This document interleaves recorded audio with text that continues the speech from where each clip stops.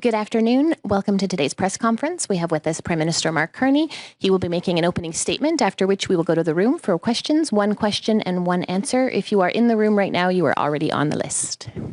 See, you have to push. There it goes automatically. Thank you, Ms. Robson. Throughout our negotiations with the United States on a new trade and security relationship, the objectives of Canada's new government have been constant. First, to protect Canadian workers and their families. Second, to reinforce the competitiveness of Canadian businesses. And thirdly, to build the strongest economy in the G7. Our negotiations with the United States have been taking place as the U.S. has been in the process of fundamentally transforming all of its trading relationships. This new U.S. trade policy has several motivations: to raise tariff revenues, to protect strategic industries, to encourage foreign investment in the United States, and to change trade and non-trade policy in U.S. partners. And to these ends, the United States has announced a series of trade actions. Those began near the start of this year with the so-called IEEPA tariffs against Canada and Mexico based on U.S. concerns about the border and fentanyl trafficking. Those were quickly followed by reciprocal tariffs on every U.S. trade partner and very high sectoral tariffs applied globally on strategic industries, including steel, aluminum, autos, and copper. The United States has also imposed substantial trade actions on the Canadian lumber industry. Now, in recent weeks, the United States has agreed a series of trade deals with a variety of countries. And these deals have several aspects in common. First, baseline tariffs that cover a broad range of goods and services that are substantially higher than those U.S. tariffs that existed before. In fact, the average U.S. tariff rate on the world has jumped from just over 2% at the end of last year to almost 16%, 8 times higher, 16% currently. Those trade deals with other countries also have limited or no relief from those sectoral tariffs in those strategic industries such as steel and autos. They include substantial commitments by the U.S. trade partners for investments in the United States and significant unilateral trade liberalization measures by U.S. trade partners. As a result of these developments, the breadth and the depth of the changes in U.S. trade policy have become more fully apparent. Specifically, under the new U.S. approach, countries must now buy access to the world's largest economy through a combination of tariffs, investments, unilateral trade liberalization, and policy changes in their home markets. Now, as in previous trade disputes, Canada has implemented a series of retaliatory tariffs. Their objectives have been to protect Canadian workers and businesses and to incentivize a negotiated settlement with the United States. Few other countries followed suit. In a positive and very important development earlier this month, just a few weeks ago, the United States reaffirmed a core commitment to our free trade agreement, CUSMA, by reinforcing that those Canadian exports to the United States that are compliant with that agreement, that are compliant with CUSMA, will not be subject to U.S. IEEPA tariffs. Now, there's a lot of acronyms in that paragraph, so let me try to summarize what that actually means. As a result of that decision by the United States, the actual U.S. tariff rate on Canadian goods is 5.6%. Compare that to the 16% global average. That remains the lowest amongst all of the United States trading partners.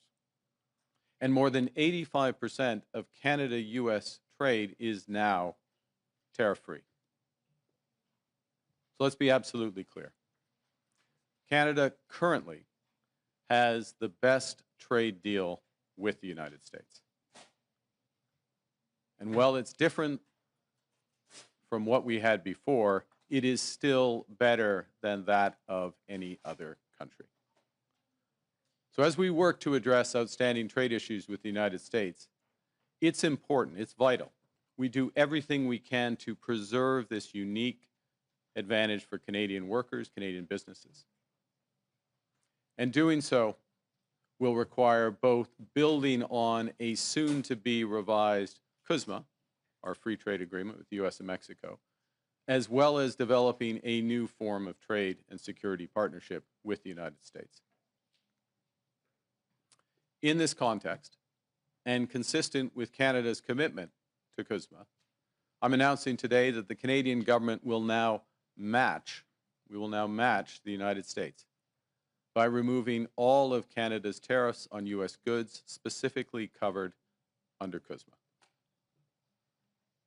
Soyons clairs, le Canada a en ce moment le meilleur accord commercial avec les États-Unis. Oui, il est différent des accords du passé, mais il est déjà mieux que ce que les États-Unis ont conclu avec tout autre pays. Nous nous affirmons à régler les enjeux commerciaux en suspens avec les États-Unis et pendant ce temps, il est important de faire tout ce que nous pouvons pour préserver l'unique avantage que nous avons pour les travailleurs canadiens et leurs familles.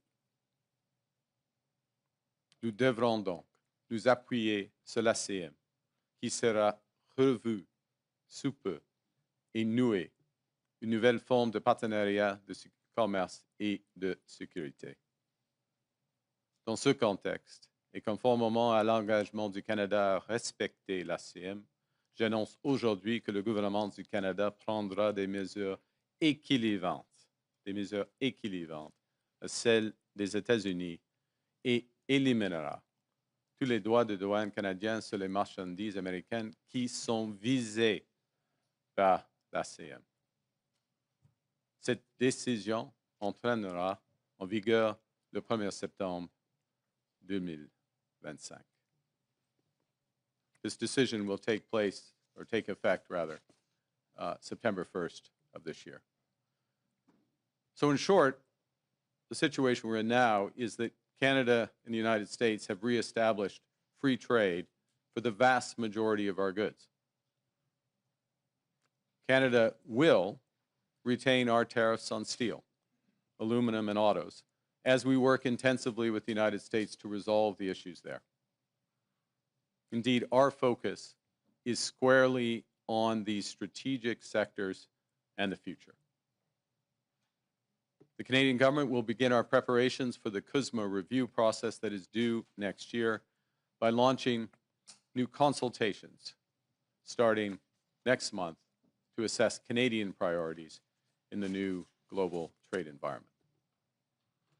And in addition, following my conversation with the President of the United States yesterday, Canada and the United States will intensify our discussions to address current trade challenges in those strategic sectors and to seize major immediate opportunities for us both in trade, investment, and security. There are many such opportunities. Les États-Unis constituent l'économie la plus importante et la plus dynamique au monde. Et le Canada est l'un de ses plus importants partenaires commerciaux. Le Canada est le deuxième investisseur étranger en importance aux États-Unis et bon nombre de nos entreprises sont essentielles aux chaînes d'approvisionnement complexes qui stimulent la compétitivité américaine. Le Canada entreprend une transformation de ses capacités militaires de sécurité pour défendre les Canadiens et les Canadiens, des investissements qui créeront de nombreuses occasions d'établir de nouveaux partenariats en matière de défense et de sécurité. As we develop our new trade relationship with the United States, Canada will continue to take all measures necessary to support Canadian workers, our businesses, and our consumers.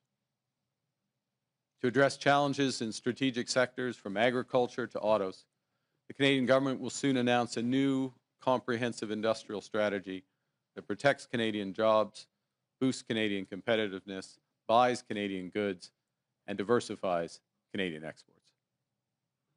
In parallel, we are focused on building our strength here at home, building Canada strong. The Canadian government will soon select the first in a series of new nation-building projects that will connect and transform our economy. We will catalyze investment and create higher-paying careers through our new defense industrial strategy. We'll transform Canadian strategic sectors that are being severely impacted by U.S. trade. We'll work to double the pace of home building in Canada, and in the process, create a new Canadian housing industry. And we will develop new and stronger partnerships throughout the world. For decades, as a result of a series of trade agreements, starting with the Free Trade Agreement of the 1980s, the Canadian and the U.S. economies have become steadily more integrated, continually more deeply connected. As I've emphasized in recent months, that steady process of integration is now over. And as a result, some of our historic strengths have become vulnerabilities.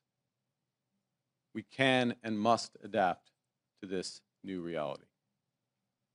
That means concentrating on trade, investment, and security partnerships that preserve our sovereignty. And it means striking new trade deals that are robust to different economic circumstances, different governments, because of the mutual benefits to both countries. In all these ways, Canada will move from reliance to resilience, building our strength at home, developing new markets abroad, creating new opportunities for Canadian workers and businesses as we build the strongest economy in the G7. And with that, I look forward to your questions. Thank you. Thank you, Prime Minister. We will go to the room for one question and one answer. We will have 20 minutes for questions. We'll start with Valérie Gamache from Radio-Canada. Bonjour, Monsieur le Premier ministre. Bon vendredi après-midi. On comprend que depuis le début de l'été, vous avez fait plusieurs concessions. Il y a eu la taxe numérique, il y a eu le 5 % la cible de l'OTAN qui a été haussée. Aujourd'hui, il y a ces tarifs qui sont abandonnés. Avez-vous des garanties de l'administration américaine qu'avec ces concessions-là, on pourra en venir à une entente cet automne, par exemple, dans un délai raisonnable? Merci pour votre question. OK. En ce qui concerne le temps, on verra.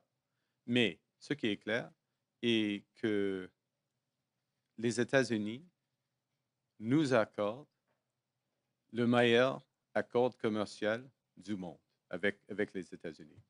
C'est-à-dire plus de 85 % de nos exportations aux États-Unis sont dans l'état de libre-échange. Ce qui est important maintenant, c'est le secteur stratégique. Et maintenant, aujourd'hui, le gouvernement du Canada harmonise avec les États-Unis en ce qui concerne ce montant des exportations, des importations au Canada. Et ça, c'est une base officielle, avec une décision officielle du président des États-Unis il y a 2 semaines. Deuxième point, c'est le moment de cibler nos efforts dans le secteur stratégique, l'acier, l'aluminium, les autos, le bois d'œuvre. Et il y a une possibilité, il y a l'occasion d'avoir un accord stratégique avec les États-Unis, un partenariat économique et de sécurité avec les États-Unis qui concerne les secteurs, ces secteurs-ci, avant la revue de l'ACM. Parce que la revue de l'ACM va prendre 6 mois, peut-être 12 mois, peut-être 18 mois, on verra.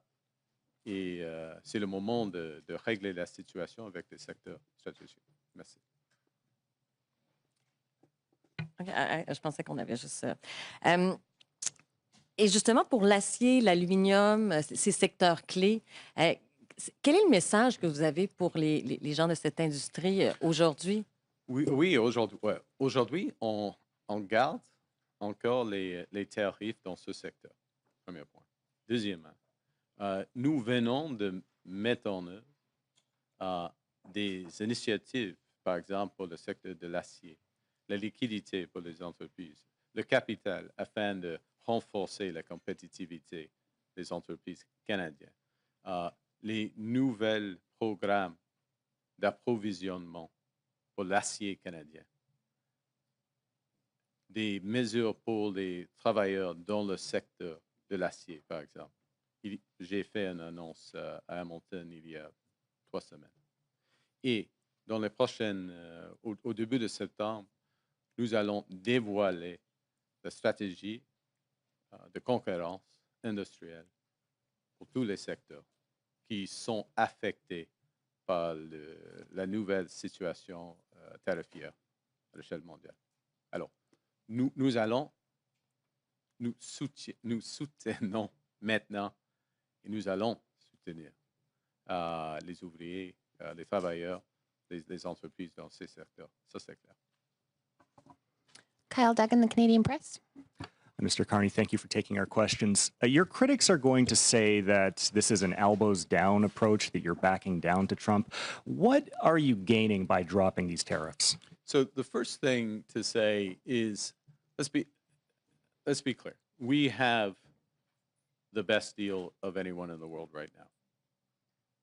We have the lowest tariff rate on average, a little over 5.5% versus that 16% average for the world, and in many cases much higher.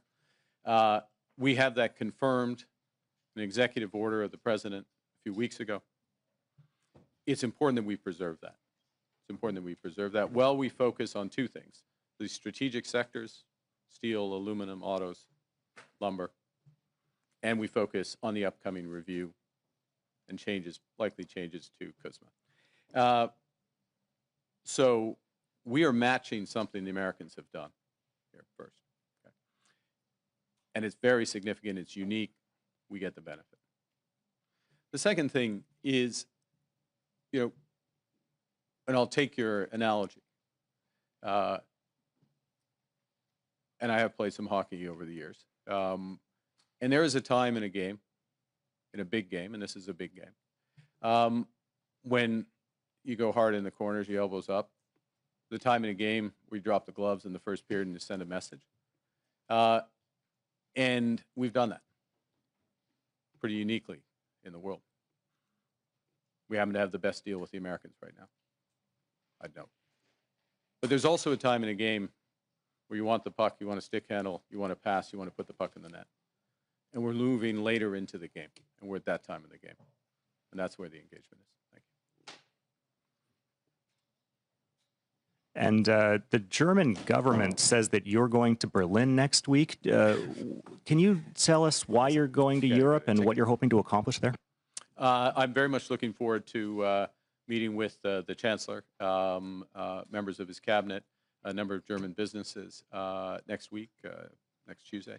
And it's picking up on discussions that we have had since we first met in Rome and in April, subsequently at the G7 and along the way, about how we can deepen our economic and security partnership with Germany, how we can turn the opportunities that exist already under CETA, our free trade agreement with Europe, but also across broader areas, and how we work and develop those.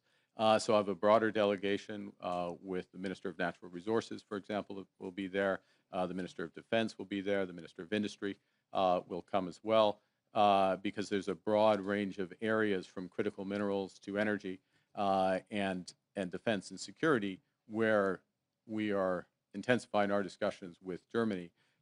Many opportunities. As I say, it started in the spring, moves with this meeting, and we have a good partnership. Canada has a good partnership with Germany. It's been built up over the years, but it can be much, much better. And I'm confident that with this Chancellor and the focus of our government, that it will be. Thank you. Mackenzie Gray, Global. Good morning, or good afternoon now, Prime Minister.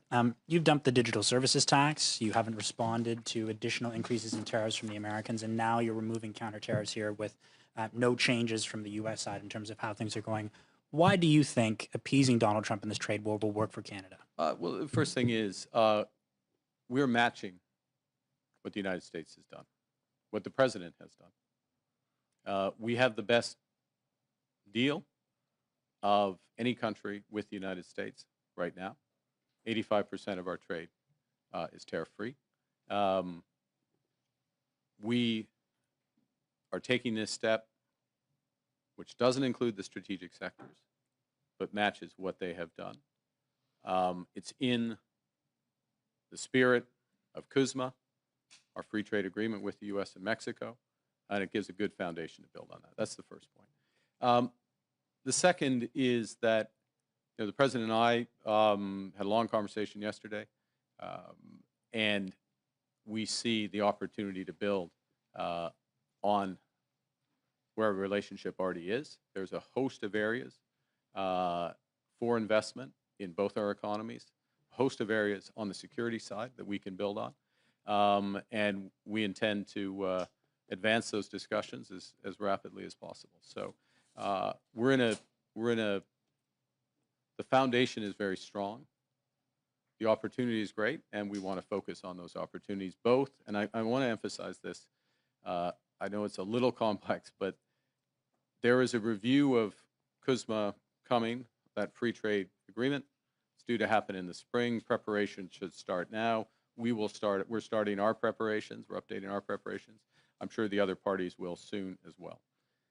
But we're not going to wait. We don't want to wait for that process for those strategic sectors. It goes back to the earlier question about Madame's question about the workers and the businesses in steel and the most affected sectors. We're very focused on those right now, taking a number of measures to support them directly in Canada, including Buy Canada, diversification, other aspects. But of course, part of this is getting to a better balance with the United States, and that's the immediate discussions we're having. Pretty much every stop during the election, you referenced elbows up and saying that was going to be the strategy you take with the Americans. You also consistently said that Donald Trump was trying to break us so he could own us. Your new argument today is that Canadians should accept basically the best of a bad deal. What's been the change? Wait. I reject the premise of that question, or your characterization of what I'm saying. We have the best deal with the United States right now. Okay, we have the best deal. Look at the numbers. Our tariff is 5.5%. We have 85% of our goods are free trade. It's not what we used to have. Nobody has a deal with the United States that they used to have. Nobody does. They have fundamentally changed. It's their right. We respect it. They have fundamentally changed their trade policy. They have new objectives. And they haven't just talked about those objectives. They put in place tariffs, and they have signed a series of trade deals, including with the European Union, including with others, that have put those into effect, okay? So we're in a position where we have held out, not signed a deal that we don't agree with or that we don't think is in the best interest of Canadians, but and focused on, and we will remain focused on those strategic sectors to the best interests of Canada first. Of course, America will focus on the best interests of the U.S. But we do so from a position where we're respecting, with this decision, we're respecting our agreement with the United States, and we are matching what they have done. That puts us in a good position for for the next phase of these negotiations. Rachel Haynes, CTV. Hi, Prime Minister. Hi. Rachel Haynes from CTV.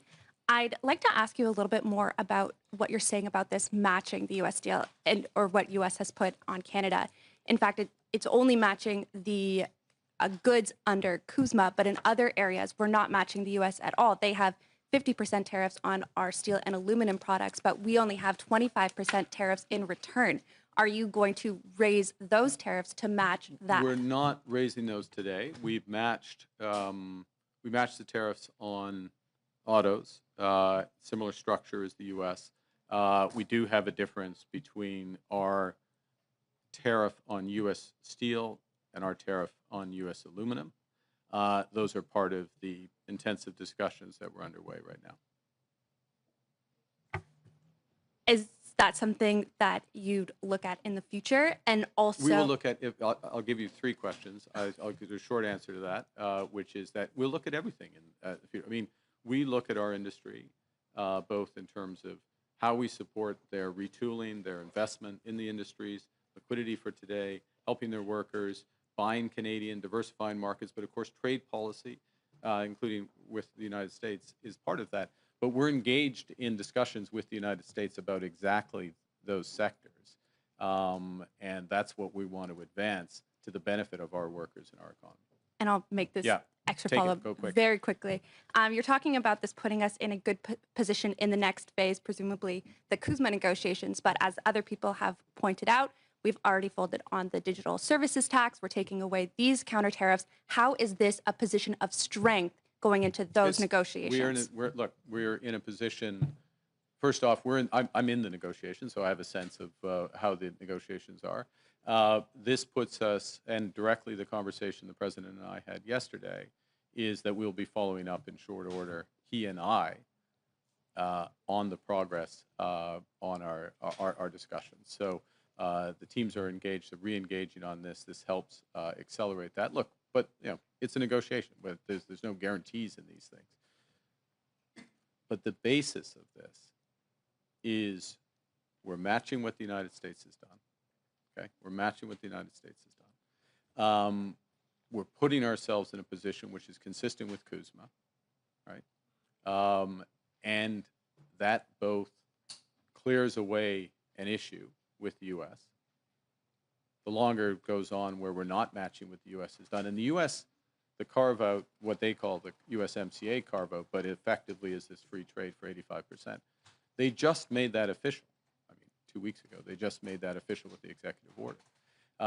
So we're responding to that. It's obviously, in our judgment, the right thing to do so we can focus in on those strategic sectors exclusively and also be consistent with CUSMA, where there is going to be, CUSMA in a very different trade environment is going to look different.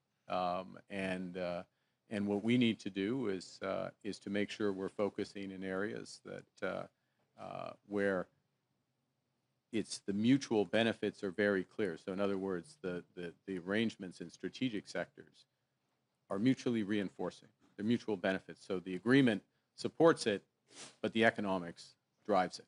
And that's the way we move forward. Thank you. So we have time for two more questions. One will be English, one will be French. We'll start with Olivia Stefanovich from CBC. Do you have any assurances from the Americans that this will kickstart negotiations? Did President Trump specifically say that in his conversation with you? Yes. And what do you say to premiers who have called for stronger retaliatory measures against the U.S.? Yeah, look, let me say something general, and then I'll be more specific, which is that I want to salute the premiers, and particularly those, some provinces are affected more than others because of the sectoral nature of these tariffs, and I want to salute those premiers for the collaborative way we've been able to work together and the focus on the workers and the businesses themselves. And there's a combination of support for the workers and businesses, such as we provided in the steel sector, liquidity, capital, by Canadian at the federal level, at the provincial level, across, and working in collaboration, for example, in steel with the province of Ontario. In the end, what we all want is to make sure for those strategic sectors that they get fair access to the U.S. market. And what we're doing, again, is matching what the U.S. is doing. That's fair. It's fair to match what they've done. And it puts us in a better position to focus in on exactly those sectors, work forward.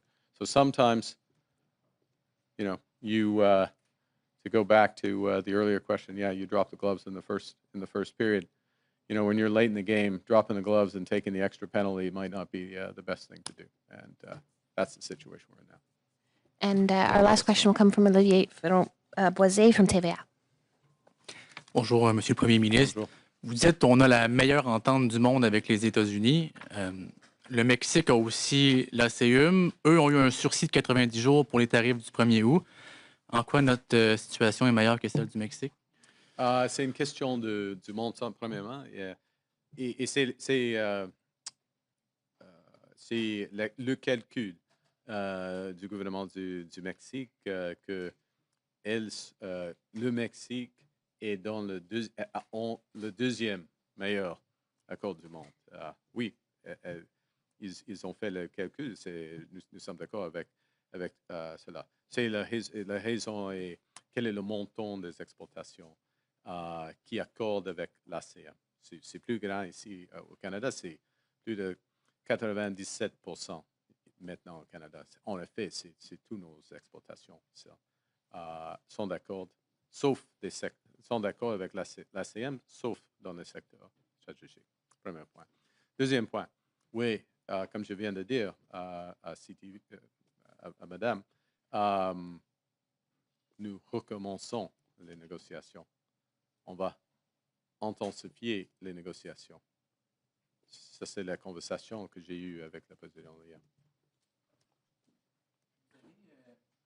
Hier, selon le compte-rendu avec le président de la situation en Ukraine, est-ce que vous avez discuté d'un rôle éventuel pour le Canada dans les garanties de sécurité qui ont été discutées lundi à Washington en votre absence? Puis si oui, quel pourrait être le rôle du Canada? OK, c'est une bonne question. C'est une question très délicate et c'est une question fluide.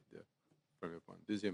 Deuxièmement, j'ai eu des conversations avec la coalition de la volonté, c'est-à-dire le Royaume-Uni, la France, l'Allemagne, l'Italie, le Canada et plusieurs d'autres, l'Australie et Nouvelle-Zélande, le Japon et puis des pays européens. Et nous avons fait de préparation avec cette coalition en ce qui concerne les garanties de sécurité. Notre chef de force canadien, elle participe dans toutes les discussions de la coalition de volonté, y compris les discussions avec les Américains. Alors, nous sommes en train de... C'est délicat, nous sommes en train de développer l'aspect tangible des garanties de sécurité. Mais ce qui est clair, on commence avec des forces armées ukrainiennes robustes. Il faut être robuste, l'armée ukrainienne. Mais il faut avoir des garanties sur la terre, dans l'air et sur la mer. Oui. Et quel sera le rôle du Canada et puis d'autres pays? Et avec une backstop, en effet, avec les États-Unis. Ça, c'est la question. Mais j'ai eu des conversations, oui, y compris avec Monsieur le Président Trump pendant les dernières semaines. On fait de progrès.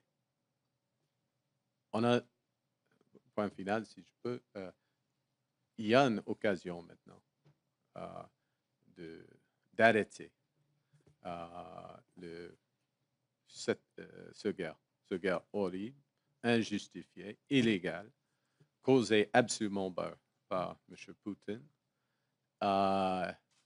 Et les garanties de sécurité, c'est un aspect essentiel afin d'avoir de la paix. Mais on verra. Et le rôle des États-Unis est primordial. Le rôle du Canada sera important. Okay. Merci. Just the last bit or the... okay. I'll try and be quicker, which is that we are participating through the Coalition of the Willing, which is this broader group, 30 countries, France, the UK, Germany, Italy, Canada, Australia at the core. Okay. We've been participating in that for several months. Our Chief of Defense Staff has been participating directly in the smaller group within that Coalition of the Willing that is developing models for security guarantees, as has our National Security Advisor. And our Chief of Defense Staff, National Security Advisor, have been in contact with directly with their American counterparts on exactly these issues as well, the modalities, how this would work.